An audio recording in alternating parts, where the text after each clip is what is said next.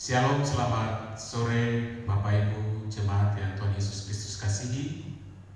Sore hari ini kita kembali beribadah secara online, di mana Bapak Ibu hari ini bersama dengan keluarga berkumpul bersekutu di rumah masing-masing, suami, istri, dan anak-anak, untuk kita sama-sama memperingati Jumat Agung atau kematian Tuhan Yesus Kristus 2000 tahun yang lalu bagi kita.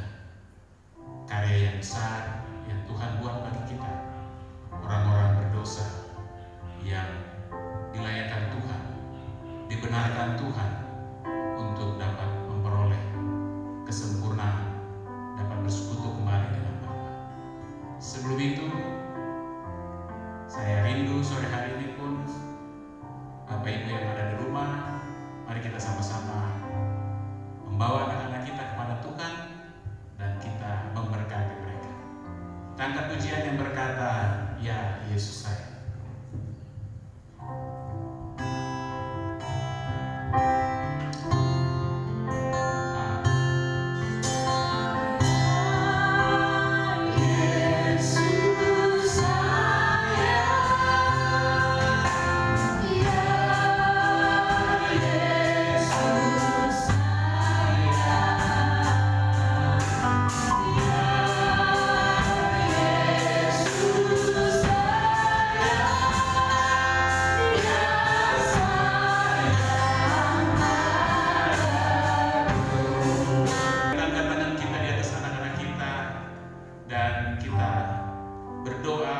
Menyerahkan mereka dan memberkati mereka.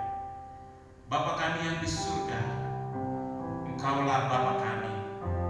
Kami tahu Engkau Bapa yang baik. Karenanya kami datang kepadamu, membawa anak-anak kami di dalam ibadah Jumat Agung ini. Kami menyerahkan mereka ke dalam tangan Tuhan karena kami percaya Tuhan Engkau mencintai mereka, Engkau mengasihi mereka, dan Engkau sudah memberikannya kepada kami untuk dapat kami didik dan kami pelihara seturut dengan kasih Tuhan. Kami sadar bahwa kami tidak mampu untuk dapat mendidik anak-anak ini tanpa Tuhan. Karenanya kami berdoa di dalam nama Tuhan Yesus Kristus. Kami memberkati anak-anak kami. Biarlah mereka tumbuh besar di dalam Engkau. Mereka hidup di dalam takut akan Tuhan. Sejak kecil mereka berjumpa dengan Tuhan, dan kami percaya bahwa Roh Tuhan juga ada atas mereka. Kami percaya juga bahwa masa depan mereka sungguh indah dalam Tuhan. Hari-hari ini ketika mereka harus tinggal di rumah untuk belajar secara online, mereka berlibur, tidak dapat masuk sekolah karena virus yang menyebar. Tapi kami tahu Tuhan memberkati mereka. Kami berdoa biarlah Tuhan Kau kuduskan otak kiri, otak kanan anak-anak kami, sehingga mereka tetap boleh belajar di rumah, mempelajari hal-hal yang baik. Biarlah karakter mereka juga terus bertumbuh di dalam lingkungan keluarga yang baik. Terima kasih Bapa. Kami berdoa juga memberkati orang tua mereka ya Bapa. Biarlah mereka menjadi suami istri yang takut akan Tuhan. Biarlah mereka menjadi keluarga ilahi, sehingga mereka boleh diberkati Tuhan di dalam setiap tugas dan tanggung jawab mereka. Terima kasih Bapa. Sore hari ini kami akan beribadah kepada Tuhan. Kami rindu Tuhan hadir dalam ibadah kami di sore hari ini. Sekalipun kami boleh terpisah satu dengan yang lain, tapi kami percaya bahwa di rumah kami masing-masing hari ini Tuhan hadir. Tuhan akan menyatakan kuasa dan kemuliaan di tengah-tengah kami. Orang-orang yang selalu rindu untuk mendekat kepada Tuhan, yang hatinya selalu melekat kepada Tuhan, Tuhan akan menyatakan kuasa-Mu bagi kami. Terima kasih ya Yesus penebus kami. Di dalam nama-Mu kami siap untuk mendengarkan firman di sore hari ini. Yang percaya dan siap terima firman, sama-sama kita katakan amin. Sekali lagi shalom Bapak Ibu. Shalom buat Bapak Ibu yang hari ini berada di rumah, yang saya percaya bahwa di masa liburan saat ini karena status darurat yang ada, kita tetap bisa melakukan berbagai aktivitas dengan roh yang tetap percaya kepada Tuhan. Karena kita yakin bahwa Tuhan tidak memberikan kepada kita roh ketakutan, tetapi Tuhan memberikan kepada kita roh yang luar biasa, roh yang besar yang bisa mengalahkan dunia ini.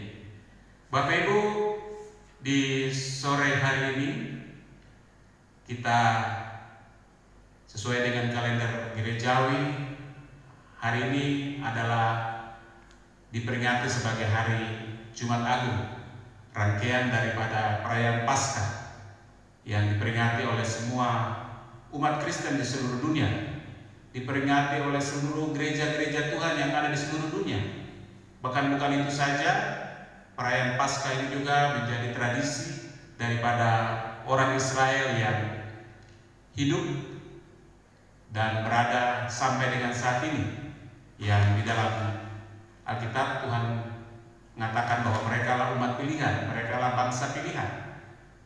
Namun kita tahu dan kita lihat di dalam firman bahwa sampai saat ini perayaan Paskah yang dilakukan tidak seperti yang kita lakukan sebagai orang-orang Kristen. Bapak Ibu yang Tuhan Yesus Kristus kasihi,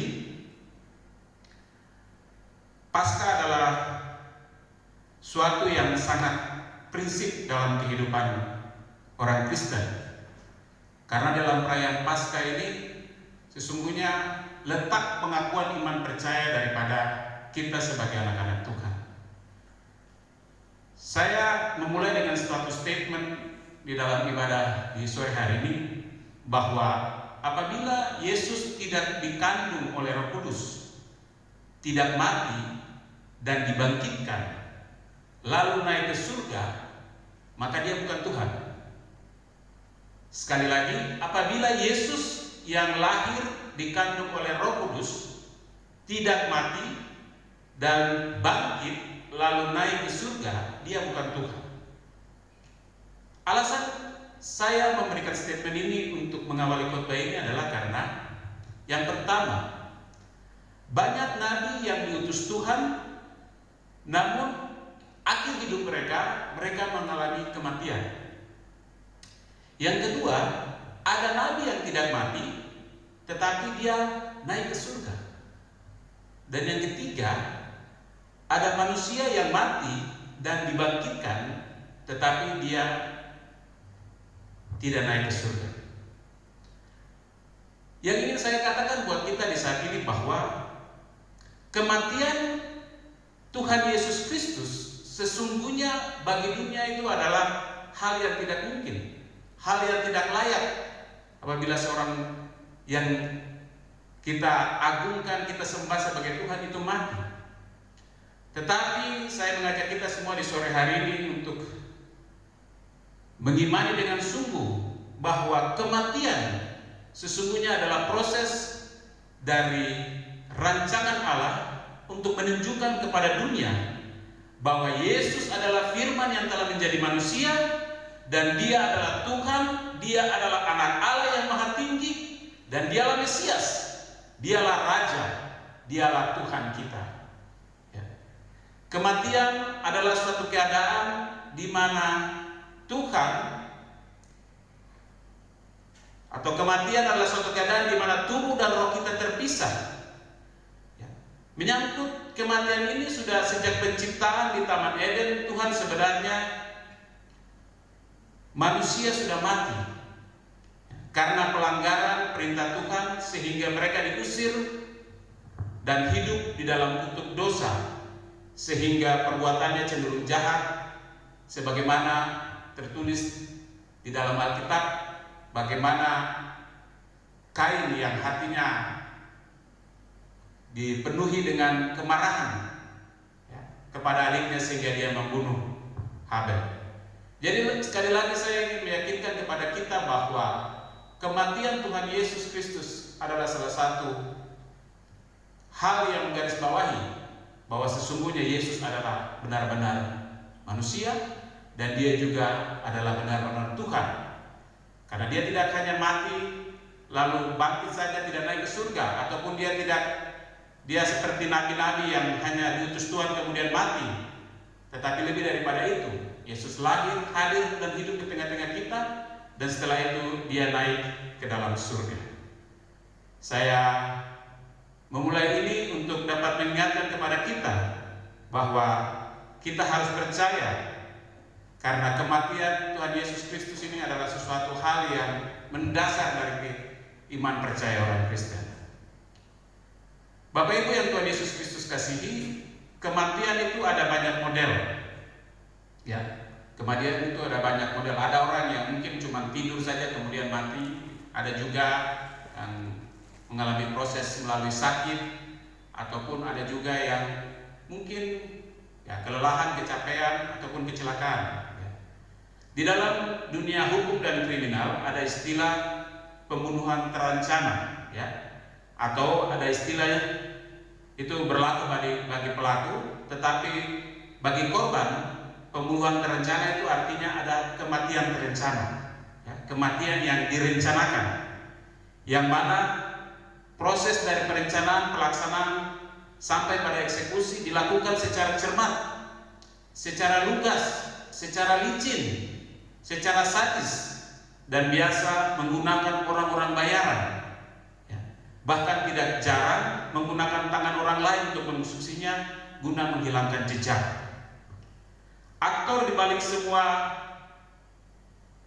pembunuhan terencana ini juga kadang-kadang adalah orang-orang yang hebat, orang-orang yang terkemuka, cakap, terdidik, atau dengan kata lain kita bisa katakan bahwa ini adalah kematian yang didasari oleh konspirasi.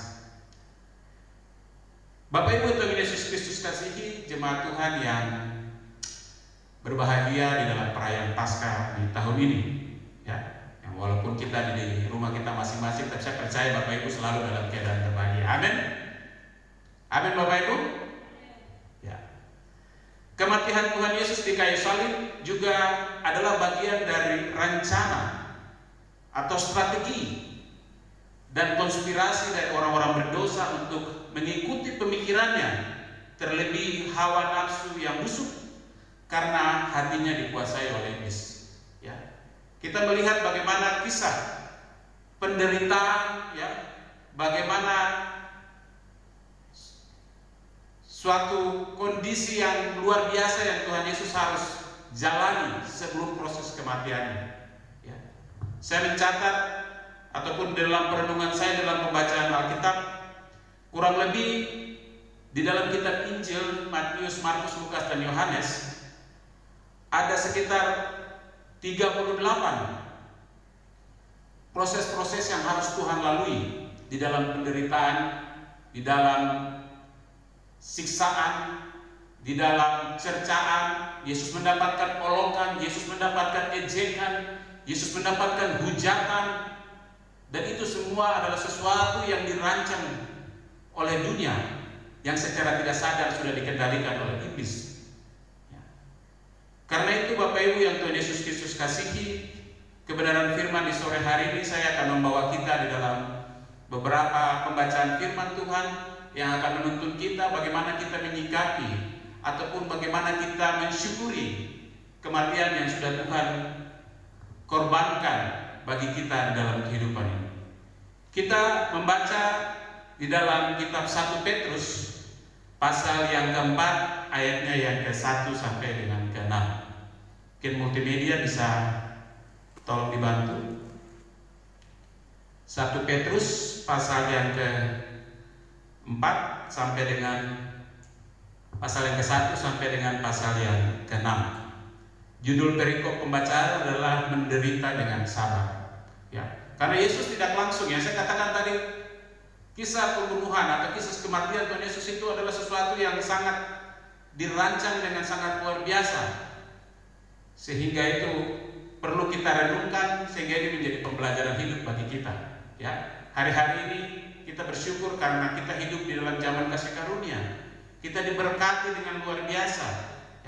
sebagai anak-anak yang sudah dimerdekakan oleh Tuhan, sebagai orang-orang yang sudah lahir baru, ya, sebagai orang-orang yang sudah menerima janji-janji berkat Tuhan dalam kehidupan ini, kita harus sadar dan mengerti bahwa Tuhan yang kita sembah juga adalah Tuhan yang mati buat Bapak Ibu dan saya. Ya, sekalipun kita ada di rumah, kita harus mengingatkan ini, kita harus mengajarkan ini kepada anak-anak kita. Mungkin anak-anak kita masih ada yang belum tahu, anak-anak kita belum ada yang mengerti, ya. Karena kemajuan zaman, kecanggihan teknologi, mungkin kita kurang untuk dapat mendalami atau memahami tentang kematian Tuhan Yesus. 1 Petrus pasal 4 ayat 1 sampai dengan ke-6.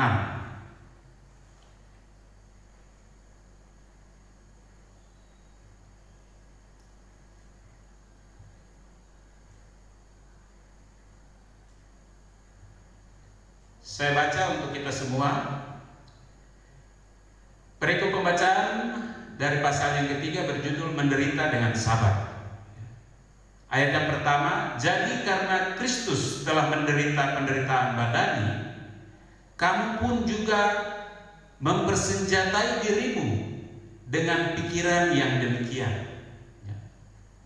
Karena barang siapa telah menderita penderitaan badani, ia telah berhenti berbuat dosa. Ayat yang kedua, supaya waktu yang sisa janganlah kamu pergunakan menurut keinginan manusia, tetapi menurut kehendak Allah. Ya. Di ayat yang pertama dan kedua ini, Rasul Petrus ini mengingatkan kita kembali bahwa Tuhan Yesus sudah menjalani semua penderitaan dan Dia menjalaninya dengan sabar. Ya. Tuhan sangat sabar dalam menjalani setiap penderitaan yang Dia alami. Ya. Semua penderitaan, semua persidangan-persidangan yang Dia ikuti, tuduhan-tuduhan, semua pertanyaan-pertanyaan yang dilontarkan kepada Dia, semua saksi-saksi dusta yang diberikan kepada Dia, Tuhan melaluinya dengan kesabaran. Ya, Tuhan melaluinya dengan kesabaran. Karena itu Petrus ingin mengingatkan kepada kita bahwa ketika kita sebagai orang-orang percaya, ketika kita menjadi orang-orang yang sudah lahir baru dalam Tuhan, kita pun harus hidup di dalam kesabaran. Kita harus menjadi orang yang sabar seperti Tuhan Yesus Kristus. Ya, sekalipun Dia didustai dengan kata-kata, bahkan sampai ketika Dia dihadapkan dengan mahkamah agama, Dia dipukul, Dia ditampar, Dia tetap sabar untuk menjalani itu semua. Ya. Karena itu, marilah kita sebagai manusia, kita belajar untuk sabar. Memang sabar ini sulit, Bapak Ibu. Ya, sabar ini sulit. Ya. Karena sabar ini lahir dari dalam hati kita. Sabar ini suatu karakter yang harus teruji dari hari ke hari, waktu ke waktu. Kadang-kadang kita tidak bisa memilih waktu. Sedang capek, sedang tidak mood, kita diuji, kita dihadapkan dengan berbagai macam permasalahan. Ya. Bapak Ibu, di dalam masa Raya Paskah ini saya ingin mengingatkan kita kembali. Ya. Kalau kita betul-betul adalah anak-anak Allah, ya, kita pun harus sabar seperti Dia. Ya. Karena kalau Yesus bisa menang atas maut, Yesus bisa menang atas semua penderitaan yang dialaminya, saya percaya kita pun dengan kesabaran kita akan mampu menangkan semua yang terjadi dalam kehidupan kita. Apapun itu, kita akan bisa sabar untuk melaluinya. Ya. Kita semua sudah mengetahui apa yang dikatakan Amsal pasal 14 ayat 29 dan Amsal pasal 16 ayat 23. Ya. Orang yang sabar itu melebihi daripada seorang pahlawan. Orang yang sabar itu besar pengertiannya. Orang yang sabar itu bisa memendam kemarahannya. Ya. Karena itu, mari Bapak Ibu dan Saudara, ya, adik-adik pemuda, ya, jangan katakan karena saya masih muda jadi saya masih belajar sabar. Saya juga perlu waktu untuk belajar. Ya. Katakan di sana tadi di dalam pembacaan firman bahwa supaya waktu yang sisa ini, ya, jangan kamu pergunakan menurut keinginan manusia, tetapi mengukur menurut keinginan Tuhan. Ya. waktu yang sisa hendaknya dipergunakan untuk menuruti kehendak Tuhan, ya. Belajar dari Tuhan Yesus yang taat kepada kehendak Bapa, ya. Belajar taat kepada kehendak Bapa, sehingga sekalipun di dalam masa yang sangat susah, ya, dia tetap berserah pada kehendak Tuhan. Ya. Ada lagu yang berbunyi, jangan kehendakku Bapa, kehendakmu jadilah. Itulah doa Tuhan Yesus ketika dia berada di Taman Getsemani. Ya. Bapak Ibu baca di dalam Matius pasal 26 ayat yang ke-39. Ya. Matius pasal 26 ayat 39. Bisa dibuka. Bagaimana Yesus sabar, bagaimana Yesus memanfaatkan setiap waktu-waktu dalam kehidupannya, waktu-waktu sisa. Jangan kita menganggap bahwa kita hidup masih lama, kita hidup masih jauh, kita hidup masih panjang, sehingga kita menyia-nyiakan waktu yang ada. Ya. Matius pasal 26 ayat yang ke-39. Ini Yesus mengingatkan kepada kita untuk terus berdoa dan berjaga-jaga.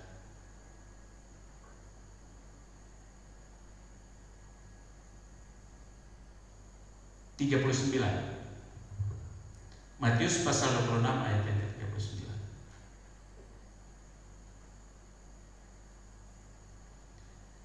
Ini ketika Yesus berada di Taman Getsemani. Maka ia maju sedikit lalu sujud dan berdoa, katanya, ya Bapakku, jikalau sekiranya mungkin, biarlah cawan ini lalu daripada, tetapi janganlah seperti yang kukehendaki, melainkan seperti yang Engkau kehendaki. Waktu yang singkat, ya, harus kita serahkan untuk kehendak Tuhan terjadi dalam kehidupan kita. Ya, hari-hari ini saya percaya bahwa kita sedang berada di dalam masa-masa yang sulit, ya, dan kita harus belajar untuk menyerahkan semuanya pada kehendak Tuhan. Karena ketika kehendak Tuhan itu yang terjadi bagi kita, maka kita akan mampu melalui segala sesuatu dengan baik. Kembali kepada nas pembacaan firman Tuhan di dalam 1 Petrus pasal yang ke-4. Kita lanjut ayat yang ke-3. Sebab telah cukup banyak waktu kamu pergunakan untuk melakukan kehendak orang yang tidak mengenal Allah. Kamu telah hidup dalam rupa-rupa hawa nafsu, keinginan, kemabukan, pesta pora, perjamuan minum, penyembahan berhala, serta yang terlarang.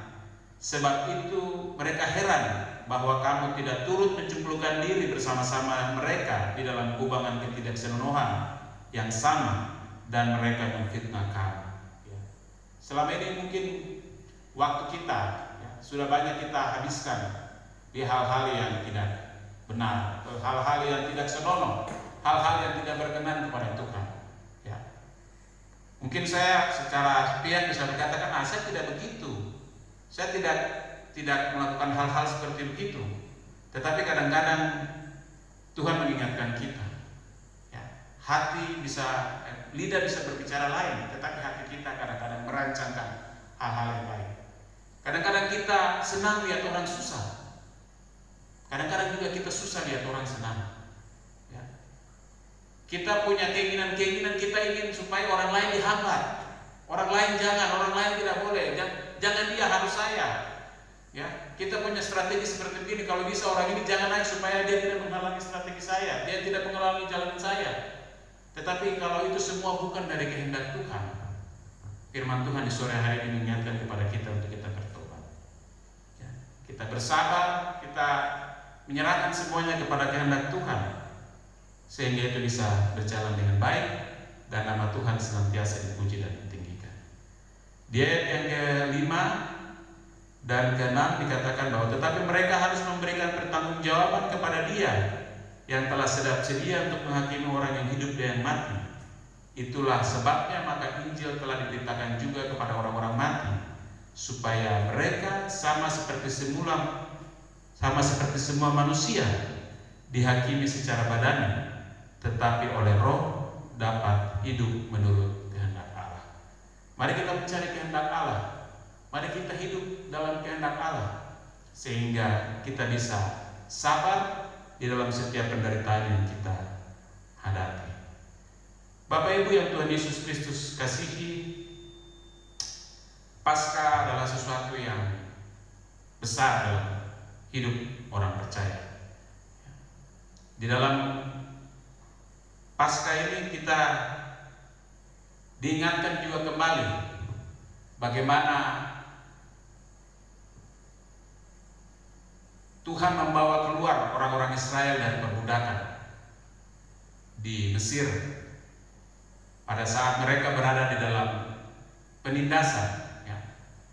Dan itu juga merupakan bagian dari penderitaan yang dialami oleh umat Tuhan.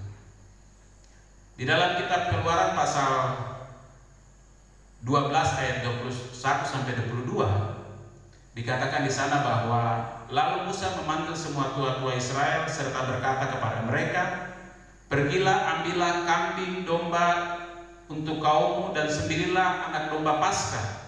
Kemudian kamu harus mengambil seikat hisop dan mencelupkannya dalam darah yang ada sebuah pisau, yang ada sebuah pasu, dan darah itu harus kamu sapukan pada ambang atas dan pada kedua tiang pintu. Seorang pun dari kamu tidak boleh keluar pintu rumah sampai pagi." Pada kesempatan ini saya ingin mengingatkan kita kembali bahwa Paskah adalah sebuah hari yang kita peringati secara khusus. Karena itu sekalipun kita berada di rumah, kita tidak boleh menganggap ini sebagai suatu hal yang angin lalu saja atau suatu hal rutinitas saja. Tetapi mari kita ambil waktu khusus dengan Tuhan sehingga kita dapat mengerti bahwa Tuhan yang kita sembah, Dia punya kuasa yang besar, Dia mampu melawatkan kita dari berbagai macam hal yang membahayakan kita.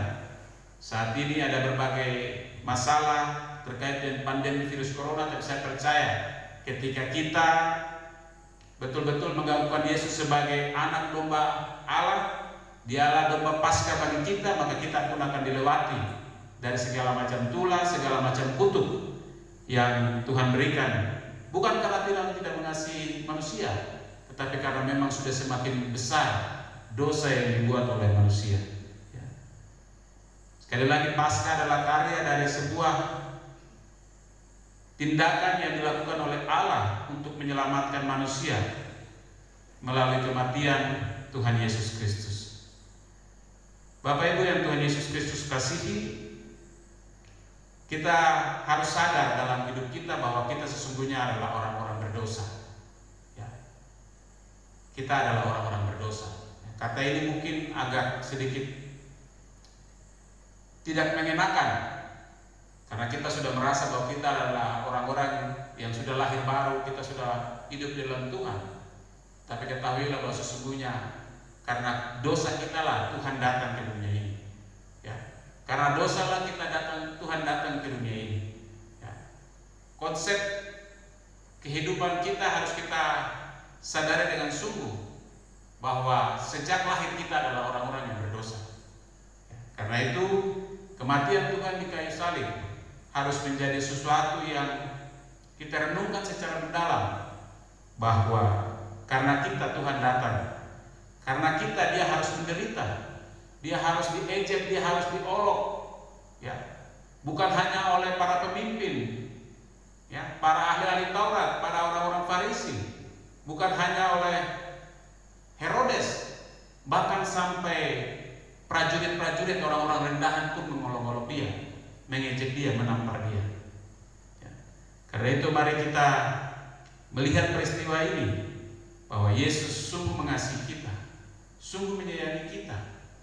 Yesus mau supaya hidup kita, hati kita ini dibersihkan oleh Tuhan, hati kita kembali diubahkan oleh Tuhan. Di dalam perjalanan penderitaan Tuhan Yesus, saya mencatat bahwa Yesus seringkali meninggalkan Yerusalem ketika Dia hendak berdoa, ketika Dia hendak bergumul dengan Tuhan, ketika Dia hendak berbicara dari hati ke hati dengan murid-muridnya. Yesus seringkali keluar dari Yerusalem. Apa makna rohaninya bagi kita? Yang pertama yang harus kita lihat bahwa Yerusalem yang seharusnya menjadi bait Allah, Yerusalem yang harusnya menjadi tempat yang suci dan kudus, itu sudah menjadi suatu tempat yang digunakan sebagai sarang penyamun, tempat untuk mengatur siasat-siasat yang jahat. Yang kedua, Yerusalem sudah dipenuhi oleh orang-orang yang berdosa, ya, karena di Yerusalem sudah tidak ada lagi ketenangan. Saya rindu, ya, Tuhan senantiasa tinggal di dalam diri kita, karena sesungguhnya tubuh kita ini adalah bait Allah. Tubuh kita ini adalah Yerusalem yang sesungguhnya. Jangan biarkan Tuhan keluar dari diri kita, jangan biarkan Roh Tuhan keluar dari kita, tetapi biarlah tubuh kita, hati kita, ya, rumah tangga kita siapkan dengan baik, sehingga Yesus senang tinggal, berdiam, berdoa di dalamnya, bersyafaat bagi kita. Itu yang harus kita renungkan dan kita pikirkan. Karena dengan demikian kita menghadirkan Tuhan sebagai satu-satunya Mesias, satu-satunya Raja di dalam hati kita. Dikatakan di dalam pembacaan firman Tuhan di dalam Yohanes pasal 1 ayat 11 sampai ke 13, Ia datang kepada milik kepunyaannya, tetapi orang-orang kepunyaannya itu tidak menerimanya.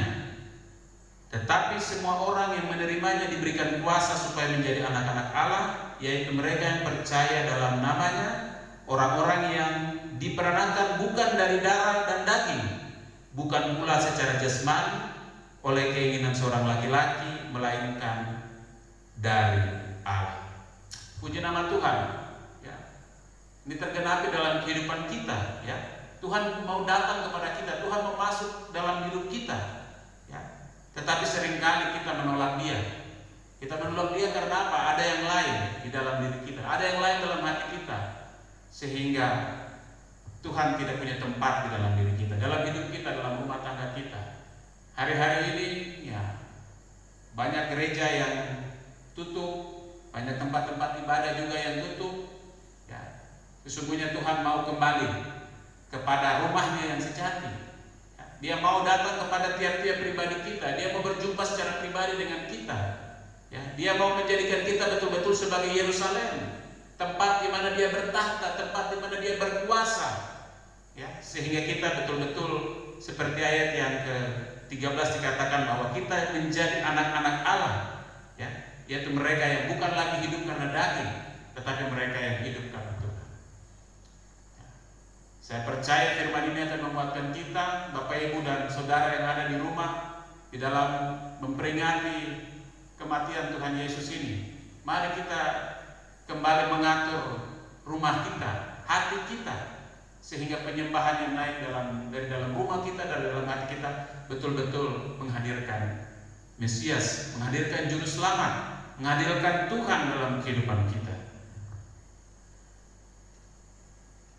Di dalam kitab Roma pasal 8 ayat yang 14 dikatakan bahwa kita juga sebagai anak-anak yang diperanakan bukan oleh darah dan daging, kita harus hidup sebagai anak-anak Allah. Artinya semua orang yang dipimpin oleh Allah untuk melakukan segala sesuatu yang benar, tidak hidup di dalam roh perbudakan dan roh penyesatan, karena itu semua berasal daripada iblis. Bapak Ibu yang Tuhan Yesus Kristus kasihi,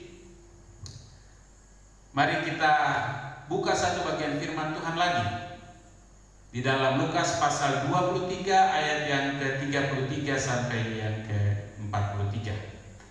Lukas pasal 23 ayat yang ke-33 sampai ayat yang ke-43.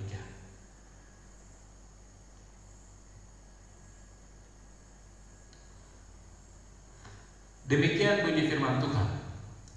Ketika mereka sampai di tempat yang bernama Tengkorak, mereka menyalibkan Yesus di situ dan juga kedua penjahat itu, yang seorang di sebelah kanannya dan yang lainnya di sebelah kirinya. Ayat yang ke-34. Yesus berkata, "Ya Bapa, ampunilah mereka, sebab mereka tidak tahu apa yang mereka perbuat." Dan mereka membuang undi untuk membagi Ya Bapa, ampunilah mereka, sebab mereka tidak tahu apa yang mereka perbuat. Di dalam memperingati penyaliban dan kematian Tuhan Yesus ini, kembali kita diingatkan tentang hal pengampunan. Pengampunan harus menjadi gaya hidup yang harus terpancar dari hati semua orang-orang percaya. Kita harus menjadi orang-orang yang hidup berdamai. Kita harus hidup berdamai dengan diri kita. Yang pertama, kita harus berdamai dengan diri kita dulu, baru kita bisa berdamai dengan orang lain. Artinya kita berdamai dengan diri kita, kita berdamai dengan siapa yang ada dalam hati kita. Kita berdamai dengan Tuhan, ya. Sehingga Dia yang akan berjalan dengan kita akan memimpin kita.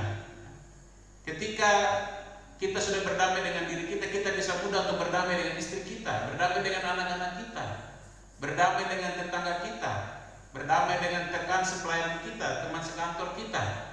Bahkan kita bisa berdamai dengan orang yang memusuhi kita. Ya.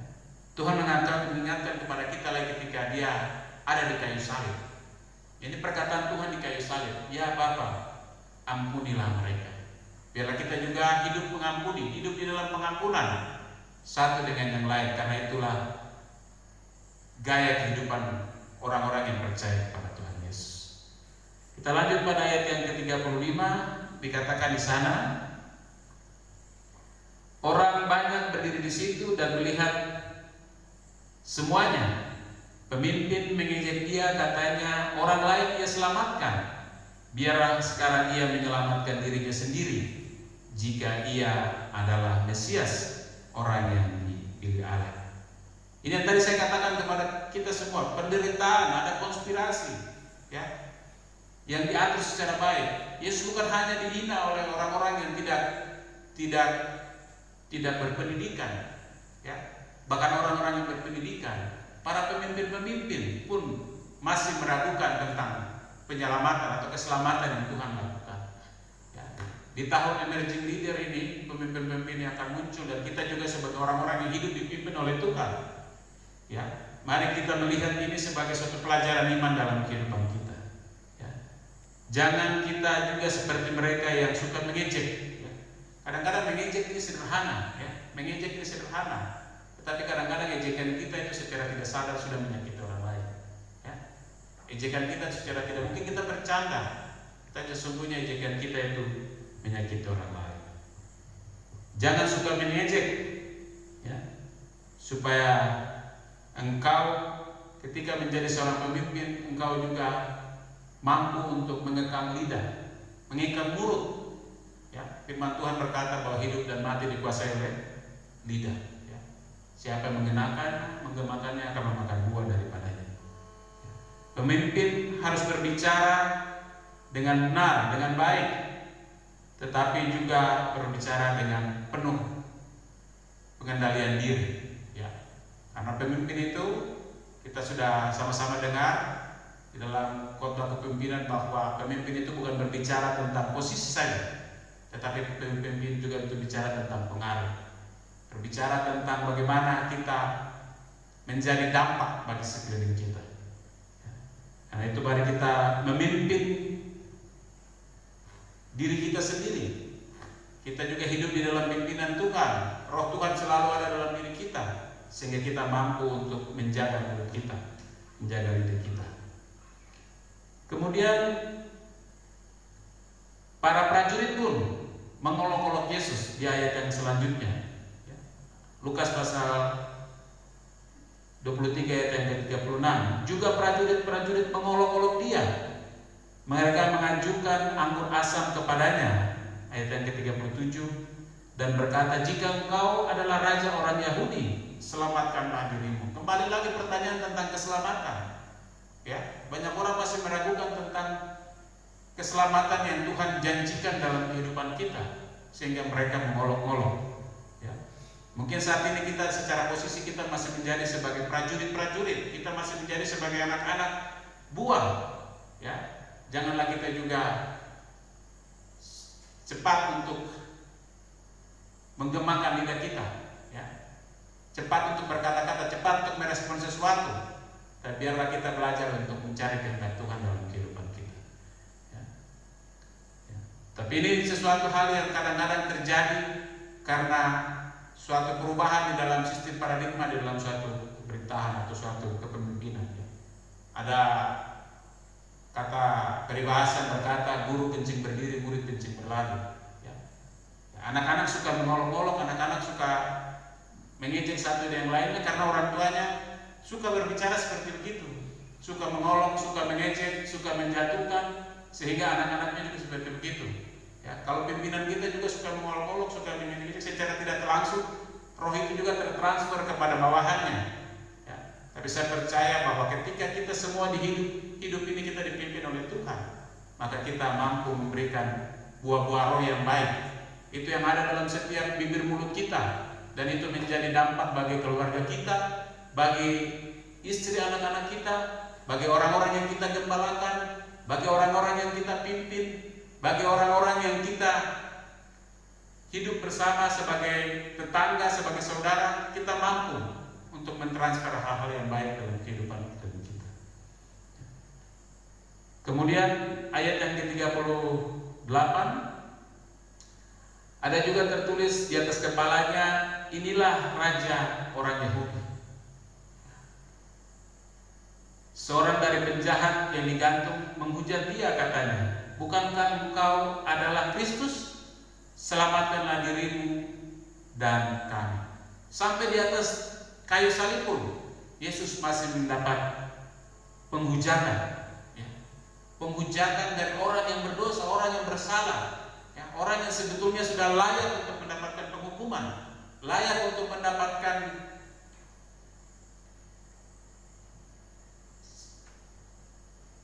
suatu hukuman dengan disalib, tetapi dia masih menghujat Tuhan. Ya. Orang yang pantas, ya, orang yang hilang harapan, juga kadang menghujat Tuhan. Ya. Ini jadi pelajaran buat kita. Ya. Karena kalau kita sudah hilang harapan, putus harapan, ya, kita kadang-kadang menghujat Tuhan. Kita katakan bahwa Tuhan tidak adil, Tuhan tidak ada, Tuhan tidak punya kuasa, Tuhan tidak mampu menyelamatkan saya. Ya. Janganlah kita meniru seperti orang yang disalib, yang menghujat Tuhan Yesus Kristus. Ya. Karena itu tetaplah percaya bahwa Tuhan yang kita sembah adalah betul-betul seorang raja, seorang juru selamat yang datang untuk dapat membebaskan kita dan dapat menolong kita. Kemudian di ayat yang ke-40 dikatakan bahwa tetapi seseorang menegur dia, katanya, tidakkah engkau takut juga kepada Allah, sedangkan engkau menerima hukuman yang sama? Ayat yang ke-41, kita memang selayaknya dihukum sebab kita menerima balasan yang setimpal dengan perbuatan kita, tetapi orang ini tidak berbuat sesuatu yang salah. Ayat yang ke-42, lalu ia berkata, Yesus, ingatlah akan aku apabila engkau datang sebagai raja. Ayat yang ke-43, kata Yesus kepadanya, aku berkata kepadamu, sesungguhnya hari ini juga engkau akan ada bersama-sama dengan aku di dalam Firdaus. Puji nama Tuhan. Ya, kita bersyukur bahwa kita memiliki Tuhan yang punya kuasa, ya, sehingga dia melihat pengakuan kita, ya. Dia melihat iman percaya kita, ya. Dia melihat kerendahan hati kita, ya. Sehingga siapapun, sekalipun dia orang berdosa, ketika dia betul-betul mau datang kepada Tuhan, dia mau mengakui Tuhan, dia percaya bahwa Tuhan punya kuasa, bahwa Tuhan adalah satu-satunya penolong dalam kehidupannya, maka Tuhan akan memberikan segala sesuatu yang terbaik dalam kehidupan dia. Ya, mari kita belajar juga dari seorang yang berada di kayu salib sebelahnya. Bapak, Ibu, dan saya, kita semua orang-orang yang masih hidup dalam dunia ini, kita belum sampai ke Firdaus.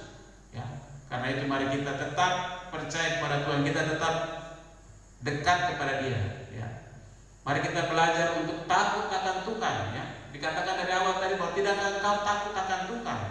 Ya, jadi yang pertama untuk bisa kita mendapatkan keselamatan yang daripada Tuhan di dalam pembacaan ini adalah kita harus hidup di dalam takut akan Tuhan. Yang kedua, kita harus sadar bahwa kita orang berdosa. Ya, kadang-kadang kita sudah menganggap diri kita ini ya anak Tuhan, sudah lahir baru, kemudian sudah diberkati dengan segala macam yang ada. Apalagi kalau kita sudah punya karunia-karunia roh, kita sudah menganggap bahwa kita sepertinya bukan orang yang berdosa lagi. Sepertinya kita sudah tidak ada dosa lagi. Ya, tetapi belajar daripada seorang yang digantung di kayu salib, ya, bahwa dia sadar bahwa dia ada orang berdosa sehingga dia layak dihukum, maka dia menghargai kematian Tuhan Yesus yang sudah dilakukan untuk menebus dirinya. Yang ketiga, dia percaya bahwa Yesus adalah Raja, Yesus adalah Mesias. Dikatakan di dalam pembacaan ini bahwa ketika engkau datang sebagai Raja, ingatlah aku. Kita harus mengakui bahwa Yesus adalah Mesias, Yesus adalah Raja.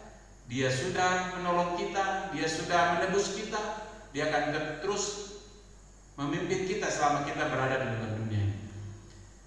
Tuhan Yesus mati dan menyerahkan nyawa untuk kita karena dia mengasihi kita, Bapak Ibu. Ya, tidak ada seorang yang akan memberikan nyawanya kepada orang lain ya, kalau dia tidak mengasihi dia. Ya. Saat ini dia tidak menyayangkan nyawanya sendiri, dia memberikan nyawanya untuk kita. Di dalam pemberitaan tentang kematian Tuhan Yesus berkata bahwa barang siapa takut kehilangan nyawanya, maka dia akan kehilangan nyawanya. Ya, tetapi siapa yang tidak takut akan kehilangannya nyawanya, maka dia akan mendapatkan nyawanya. Ya, hari-hari ini kita juga sedang berada dalam kondisi situasi seperti itu. Mari kita percaya, kita serahkan nyawa kita kepada Tuhan, bahwa Dia yang mengatur, Dia yang mengontrol, Dia yang mengendalikan setiap kehidupan kita.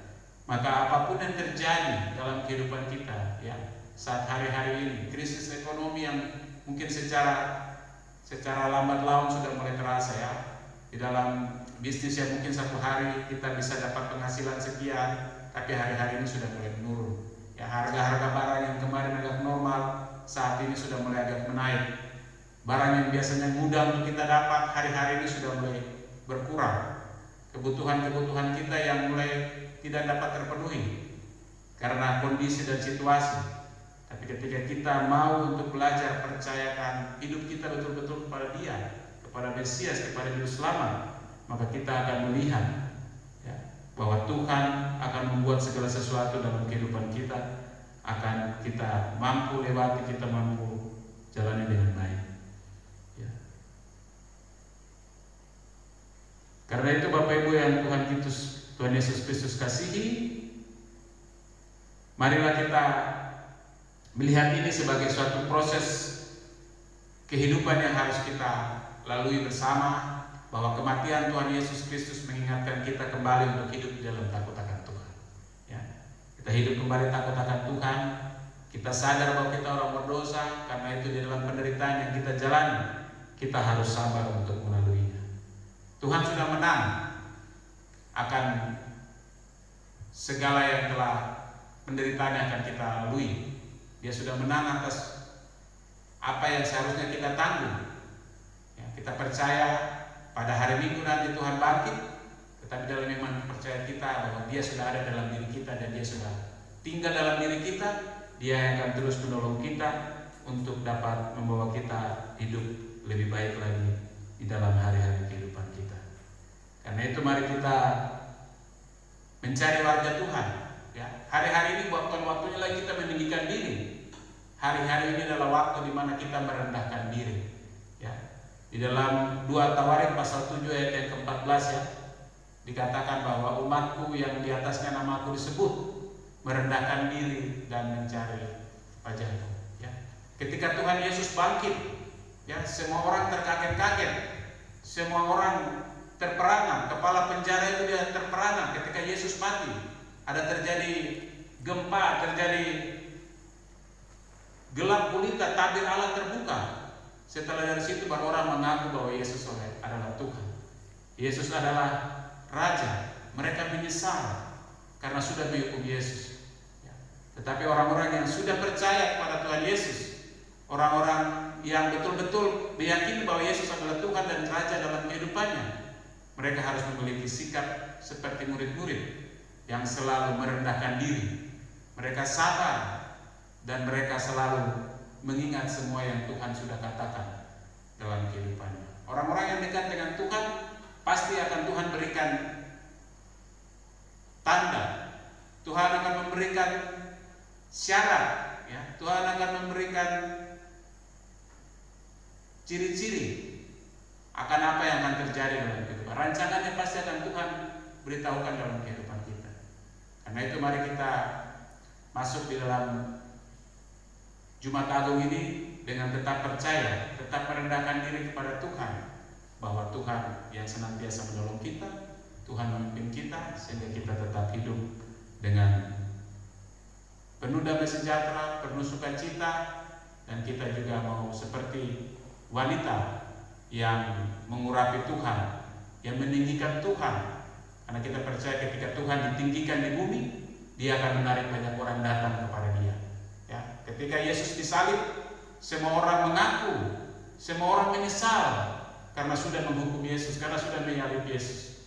Ya, dan karena itulah maka kita semua menjadi orang percaya, orang Kristen, orang beriman yang bersama-sama bersekutu di jemaat GBI di Supior ini. Tuhan memberkati kita. Biarlah Jumat Agung di tahun ini menjadi sesuatu yang istimewa dalam kehidupan kita. Kita akan ceritakan pengalaman kita di tahun ini. Kita berdoa supaya tahun depan kita tetap bisa beribadah seperti biasa, kita bisa bersekutu di tempat ini, karena di dalam persekutuan itu sesungguhnya kita hidup saling mengasihi satu dengan yang lain, saling melayani satu dengan yang lain, saling memberkati satu dengan yang lain. Ini waktu pemurnian. Tuhan ingin memurnikan hati-hati kita. Tuhan mau berurusan pribadi-pribadi. Dia memasuk kepada bait Allahnya yang kudus, ya, diri-diri kita, pribadi-pribadi kita sebagai bait Allah, ya. Tuhan mau untuk masuk dalam diri kita. Bukalah diri kita, bukalah hati kita, bukalah rumah kita untuk menerima Dia dalam diri kita. Tuhan memberkati kita semua dalam pemberitaan firman Tuhan sore hari ini, dan biarlah Roh Kudus menolong Bapak Ibu Saudara sekalian untuk dapat mengerti dan juga melakukan dalam kehidupan sehari-hari. Amin. Mari kita angkat pujian seperti wanita mengurapi.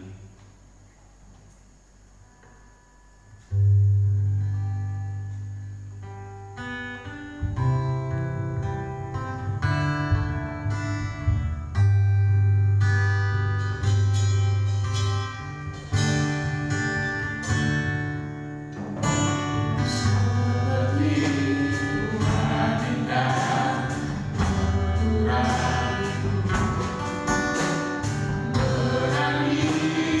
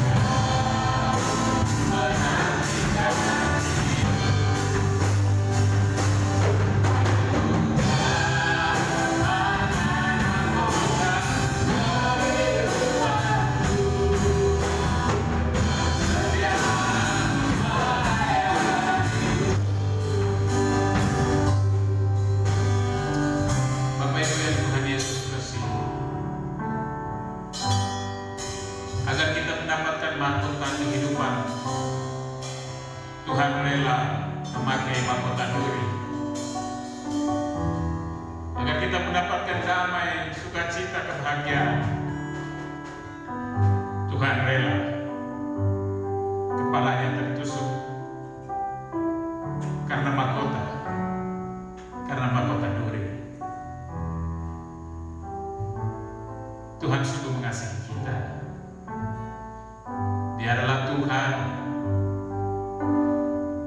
Dia rela mati buat saudara dan saya. Dia rela direndahkan, diejek, diolok-olok, bahkan dihujat, hanya untuk mengembalikan kita kepada kodrat ilahi kita, bahwa kita diciptakan segambar dan serupa dengan Allah. Renungkanlah firman di sore hari ini dengan baik, bahwa Tuhan mau agar kita merendahkan diri kita merendahkan hati kita berserah pada kehendak Allah. Berserah kepada kehendak Bapa, karena Dia tahu yang terbaik bagi kita. Sekali lagi saya mau bilang bagi kita, demi mahkota kehidupan yang akan kita terima, Yesus rela untuk memakai mahkota duri. Biarlah kita memaknai penderitaan, penyaliban, dan kematian Tuhan. Kita mati bersama-sama dengan Tuhan, supaya kita juga dibangkitkan bersama-sama dengan Tuhan.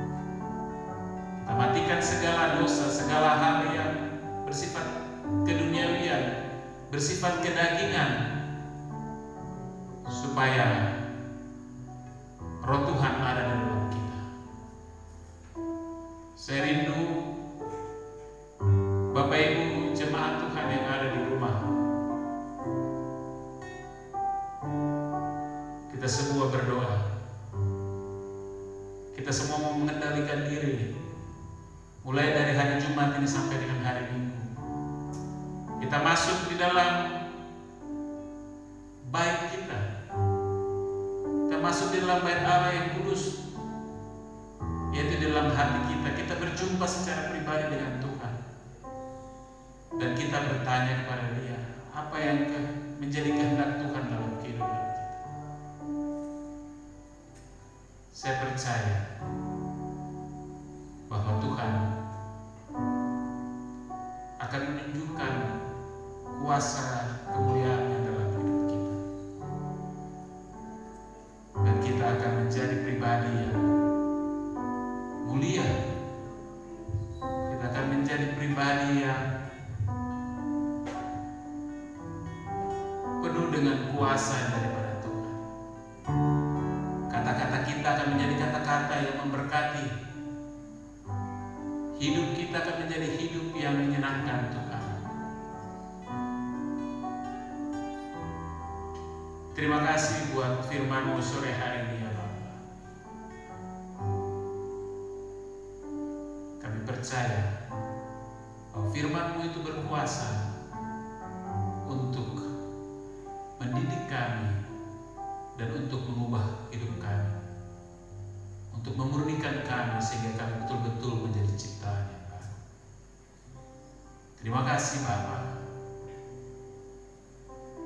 Kini tiba saatnya kami akan masuk di dalam perjamuan kudus.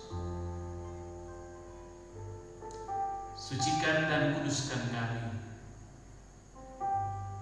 Layakkanlah kami untuk makan dari tubuh dan darah-Mu. Makan dari roti dan anggur yang adalah perlambang daripada tubuh dan darah-Mu. Biarlah kami sepanjang hidup ini memberitakan tentang kematian Tuhan demi menebus segala dosa dan kesalahan kami. Hamba berdoa, layakkanlah kami untuk masuk dalam perjamuan kudus setiap hari. Sucikanlah setiap kami yang berdiri untuk melayani Tuhan di dalam perjamuan kudus. Hamba bersama dengan seluruh kepala-kepala komsel, kami berdoa, kami berseru, kami merendahkan diri kami di hadapan Tuhan. Kami percaya bahwa tubuh dan darah-Mu itulah kekuatan kami. Itulah yang kami butuhkan dalam kehidupan ini, agar kami boleh bersatu dengan Tuhan di dalam kematian dan kebangkitan. Terima kasih Bapa. Di dalam nama Tuhan Yesus Kristus, kami masuk dalam perjamuan kudus di sore hari. Amin. Mari kita angkat pujian sambil para gembala-gembala komsel datang maju untuk mengambil berkat roti dan anggur yang sudah disiapkan.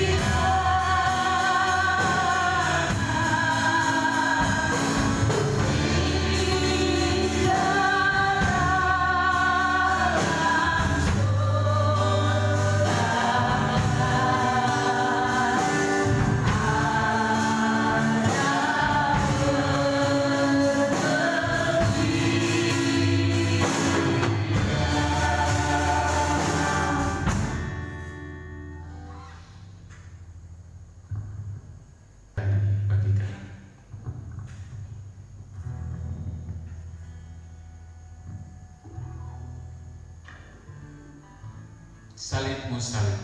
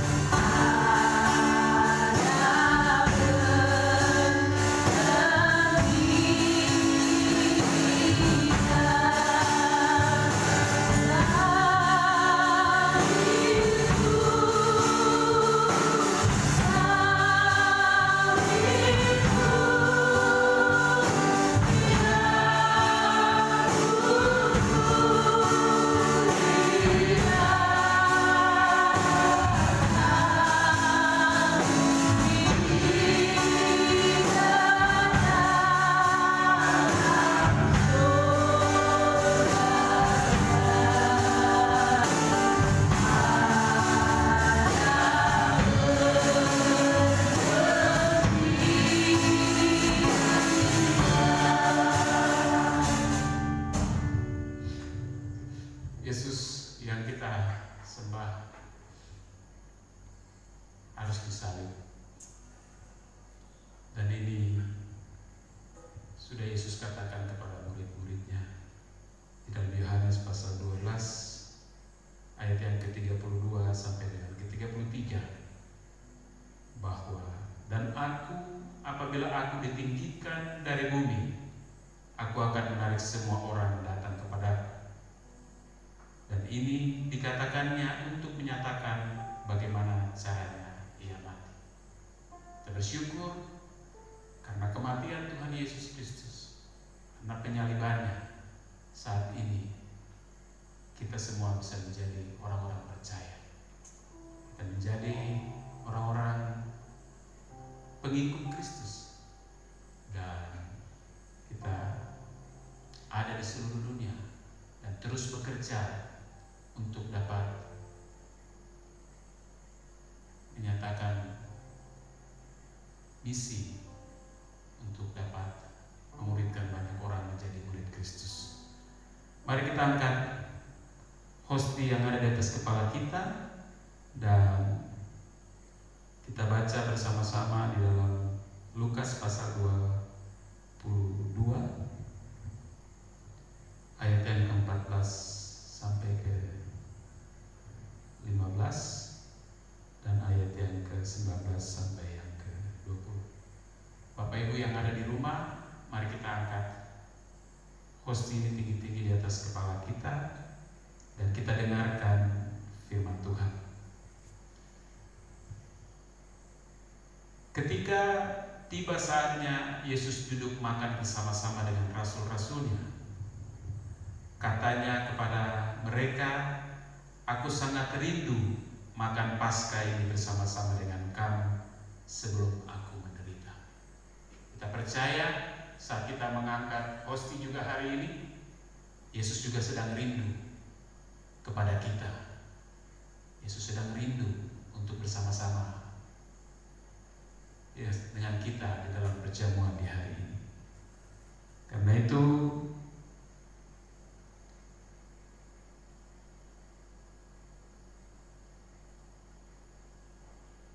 dengarkanlah firman Tuhan.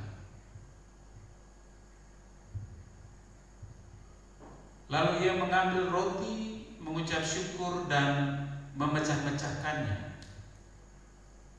dan berkata kepada mereka, katanya, "Inilah tubuhku yang diserahkan bagi kamu.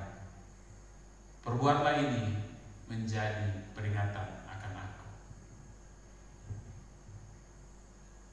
Percayakah Bapak Ibu bahwa hosti yang kita angkat di atas kepala kita adalah benar-benar tubuh Tuhan Yesus Kristus? Mari kita makan dengan mengucap syukur dalam nama Yesus.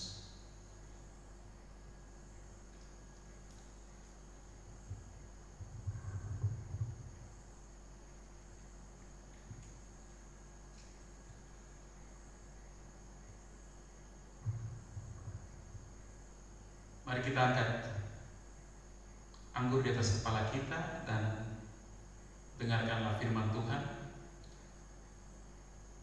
Demikian juga dibuatnya dengan cawan sesudah makan. Ia berkata, "Cawan ini adalah perjanjian baru oleh darahku yang ditumpahkan bagi kamu." Ini adalah cawan perjanjian baru yang sudah ditumpahkan untuk Bapak Ibu dan saya.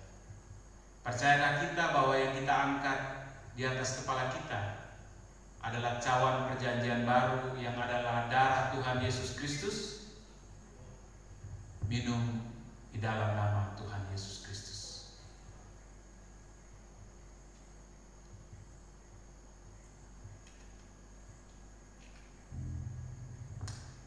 Mari kita naikkan terima kasih kita kepada Tuhan. Terima kasih Yesus. Oh haleluya. Terima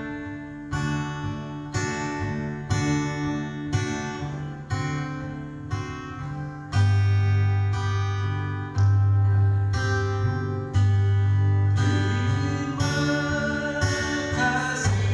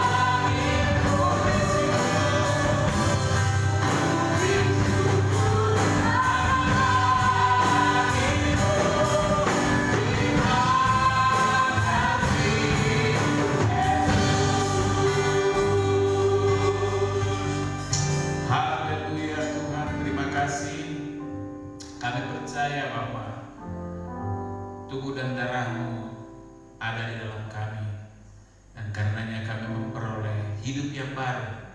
Kami menjadi ciptaan yang baru dalam Tuhan. Kami memperoleh semua janji berkat dalam Tuhan, janji penyertaan, janji perlindungan, bahkan segala sesuatu yang Tuhan rancangkan dalam kehidupan kami. Kami percaya itu terjadi dalam kehidupan kami. Terima kasih Bapa. Kami akan memberikan persembahan syukur di sore hari ini.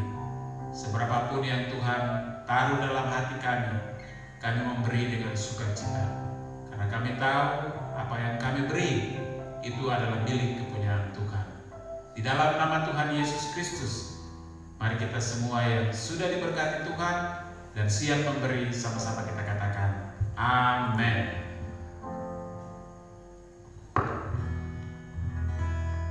Selamat memberi Bapak Ibu, Tuhan Yesus memberkati.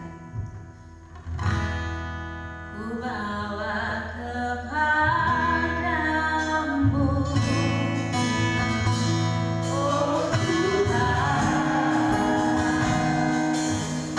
persembahanku ini.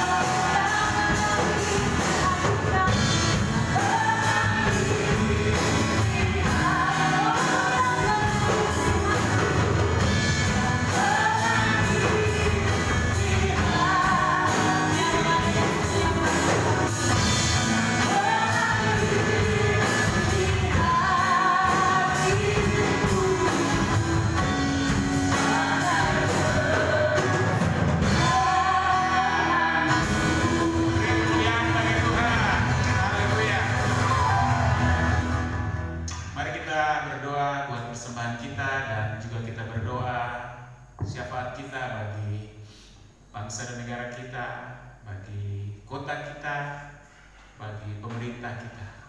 Mari kita berdoa. Terima kasih kalau kami boleh memberi lagi sore hari ini. Ini adalah suatu kehormatan.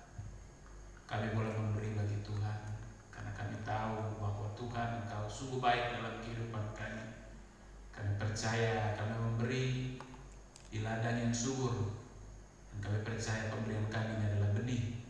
Benih ini akan terus bertumbuh untuk dapat dipergunakan bagi pekerluasan kerajaan-Mu di dalam dunia ini, di dalam jemaat ini, di dalam kota ini.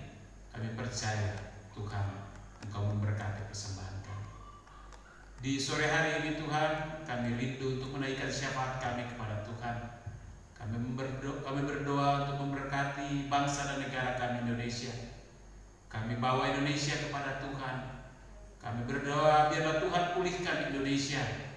Biarlah setiap kami merasakan lawatan Allah di dalam pemulihan yang dikerjakan oleh kuasa Roh Kudus. Hari-hari ini segala sesuatu yang ada di hadapan kami, baik itu segala ancaman, segala tantangan, segala permasalahan yang kami hadapi, kami percaya bahwa Tuhan Engkau ada dan Engkau turut bekerja di dalam segala hal untuk mendatangkan kebaikan bagi bangsa dan negara kami. Bapak, terima kasih kalau kami boleh ada di dalam bangsa dan negara ini. Kami percaya bahwa kemakmuran, kesejahteraan bangsa dan negara ini juga adalah kesejahteraan kami. Karenanya kami berdoa bagi bangsa dan negara kami Indonesia. Kami bawa kepada Tuhan, biarlah Indonesia tetap penuh dengan kemuliaan Tuhan. Indonesia dipulihkan oleh Tuhan. Indonesia dilindungi oleh Tuhan. Terima kasih Bapa, kami berdoa buat pemimpin-pemimpin kami. Biarlah roh takut akan Tuhan ada atas mereka. Biarlah mereka dapat mengerti kehendak Tuhan di dalam situasi-situasi seperti ini. Kami berdoa Tuhan berikan hikmat bagi para pemimpin kami, mulai dari tingkat pusat, Bapak Presiden, Wakil Presiden, seluruh menteri, bahkan seluruh pemimpin kami di daerah, gubernur, wali kota, bupati, bahkan sampai ke tingkat yang paling besar dan kampung. Kami berdoa biarlah roh hikmat ada atas mereka, kebijaksanaan ada atas mereka, pengertian ada atas mereka. Biarlah hari-hari ini mereka Tuhan berikan roh kesabaran, sehingga mereka boleh melalui segala sesuatu ini dengan baik. Kami percaya bahwa keputusan-keputusan yang benar, yang bijaksana, yang membawa keadilan bagi seluruh bangsa ini, yang membawa kestabilan bagi semua bangsa ini, Tuhan Engkau turut hadir dan turut campur tangan di dalamnya. Secara khusus kami berdoa buat tim gugus tugas pencegahan darurat COVID-19 di Indonesia yang dikoordinir oleh Kepala BNPB.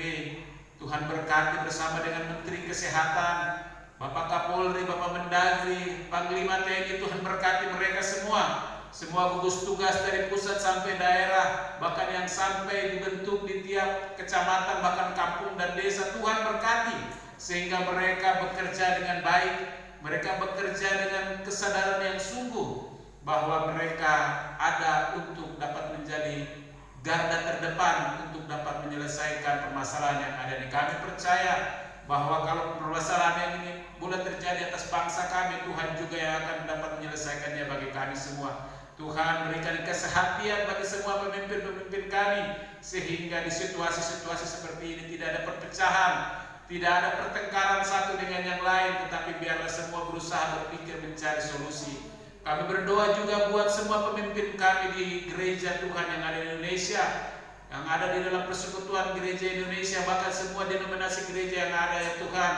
Hari-hari ini kami berdoa biarlah Tuhan Engkau menyatukan hati kami semua. Biarlah kami semua boleh bersehati, sepikir untuk dapat merendahkan diri dan mencari wajah Tuhan bagi bangsa dan negara kami. Kami berdoa buat semua pemimpin-pemimpin kami, baik itu para pendeta, para gembala-gembala, semua guru-guru jemaat, semua majelis-majelis jemaat, semua tokoh-tokoh agama yang ada. Tuhan berkati kami semua. Tuhan ikat kami dalam suatu persekutuan yang kudus dengan Tuhan. Biarlah kami semua boleh menjadi satu. Dan kami berdoa untuk pemulihan bangsa dan negara kami Indonesia ya Bapak. Terima kasih Bapak.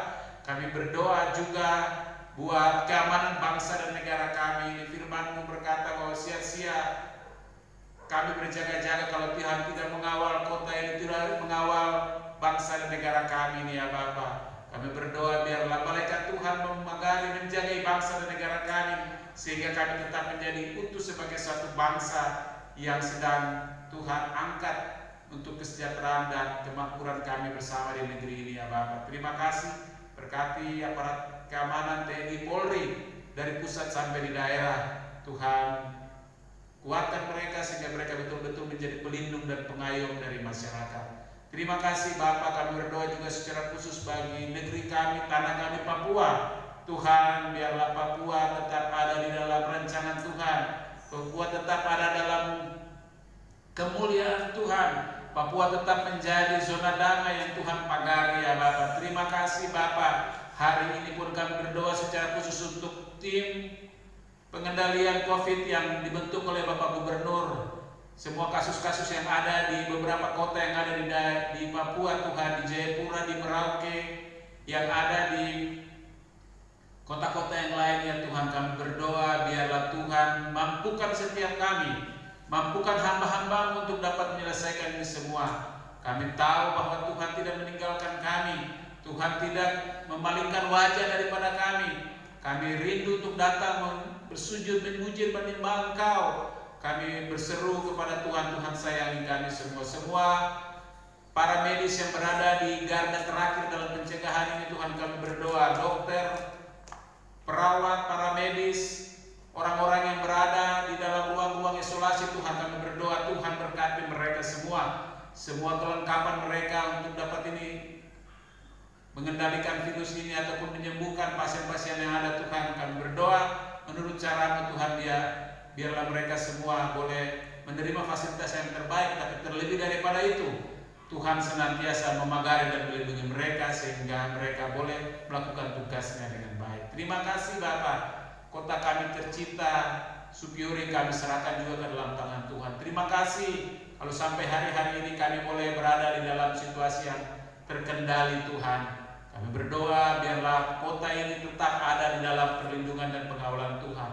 Timur, barat, utara, selatan, kepulauan kami berdoa semua dilindungi di dalam nama Tuhan Yesus Kristus. Kami berdoa biarlah semuanya tetap ada dalam kontrol Tuhan Bapa. Biarlah masyarakat juga boleh tenang beraktivitas dengan tetap memperhatikan instruksi pemerintah, dengan tetap mendengar semua arahan-arahan dari pemerintah, karena sesungguhnya pemerintah adalah wakil Tuhan bagi kami di kota ini ya Bapak. Terima kasih Bapak. Kami terus berdoa dan kami terus bersyukur kepada Tuhan bahwa Tuhan baik dalam kehidupan kami. Terima kasih semua pemimpin kami, bupati dan seluruh jajaran, juga Kapolres, Dandim, dan juga semua tokoh-tokoh masyarakat, tokoh-tokoh agama.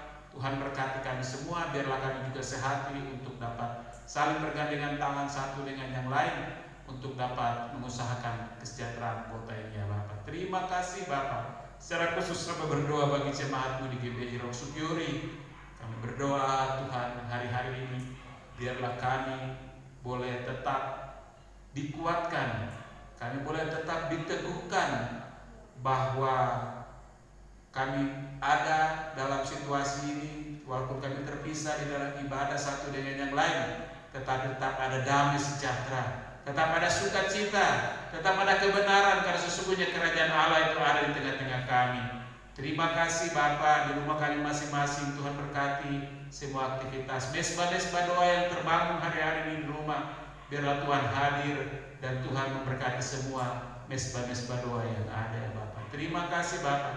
Kami percaya di balik ini semua Tuhan sedang mengasah kami, Tuhan sedang membentuk kami menjadi permata-permata, menjadi suatu yang mulia yang akan Tuhan pakai untuk maksud dan rencana Tuhan. Terima kasih Bapa. Banyak hal yang ingin kami pohonkan kepadamu, tapi kami percaya bahwa Tuhan Engkau maha mendengar, Engkau maha mengetahui apa yang ada di dalam hati kami. Karena itu kami terus berdoa memberkati juga semua janda duda, anak yatim piatu yang saat ini berada dalam kesusahan, berada di dalam kekurangan. Tuhan berkati mereka semua. Kami berdoa juga buat panitia Paskah yang sedang melakukan berbagai aktivitas untuk menyongsong Paskah, untuk kegiatan-kegiatan amal maupun kegiatan untuk pembagian masker. Tuhan Engkau berkati panitia agar mereka dapat terus bekerja dengan baik demi hormat dan kemuliaan bagi nama Tuhan. Terima kasih Bapa, ini doa kami, ini syukur kami. Kami berdoa hanya di dalam satu nama yang berkuasa di bumi dan di surga, yaitu di dalam nama Tuhan Yesus. Haleluya, haleluya. Mari sama-sama kita katakan amin. Kita akan mengakhiri ibadah kita. Mari yang di rumah juga bangkit berdiri dan kita angkat pujian, ucapan syukur kita, terima kasih kita kepada Tuhan.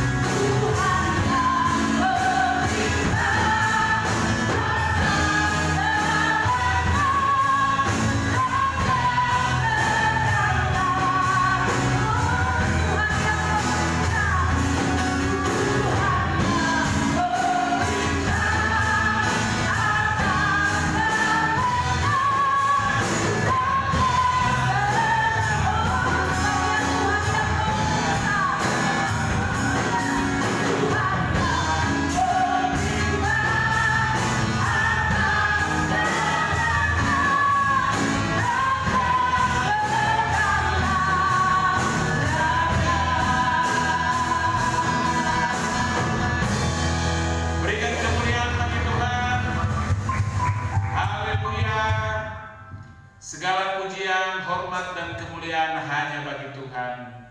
Umat Tuhan yang Yesus Kristus kasihi, mari kita arahkan hati kita kepada Tuhan dan kita mengingat pesan firman Tuhan di sore hari ini kepada kita, bahwa Yesus Kristus adalah Tuhan. Kematiannya bagi kita menunjukkan bahwa Dia adalah Tuhan, dan Dia sudah memberikan teladannya bagi kita. Biarlah kita hidup di dalam teladan itu. Kita menjadi orang-orang yang sabar, kita menjadi orang-orang yang rendah hati, kita menjadi orang-orang yang senantiasa mengingat bahwa untuk kita, supaya kita memperoleh mahkota kehidupan, Tuhan rela untuk memakai mahkota dulu. Karena itu, mari kita sama-sama menyambut kebangkitannya dengan sukacita, kita menyambut kemenangannya dari maut dengan sukacita, dan kita percaya bahwa kalau kita mati dengan Tuhan, kita pun akan bangkit bersama-sama dengan Dia. Karena itu, mari arahkanlah hatimu kepada Tuhan. Mari angkat kedua tanganmu dan terimalah berkat Tuhan. Tuhan memberkati dan melindungi engkau. Tuhan menghadapkan wajahnya kepadamu dan memberikan engkau kasih karunia. Tuhan menyinari engkau dengan wajahnya dan memberikan engkau damai sejahtera. Hiduplah baik, hiduplah rukun satu dengan yang lain. Karena kepada keluarga yang rukunlah Tuhan senantiasa mencurahkan berkat-berkat-Nya. Kita percaya bahwa minggu ini adalah minggu kebangkitan bersama dengan Tuhan. Kita percaya bahwa minggu ini adalah minggu kemenangan di dalam Tuhan, dan kita percaya bahwa kita menjadi anak-anak Tuhan, kita menjadi orang-orang yang hidup di dalam kehendak Tuhan, dan kita percaya kita akan menerima mahkota kehidupan yang berasal daripada Tuhan. Karena itu, berkat ini kami terima hanya di dalam nama Tuhan Yesus Kristus, Dia yang sudah mati bagi kami dan sudah menebus dosa kami. Haleluya. Yang percaya dan diberkati Tuhan, sama-sama kita katakan amin. Puji Tuhan, Tuhan memberkati kita semua. Selamat memperingati Jumat Agung. Shalom.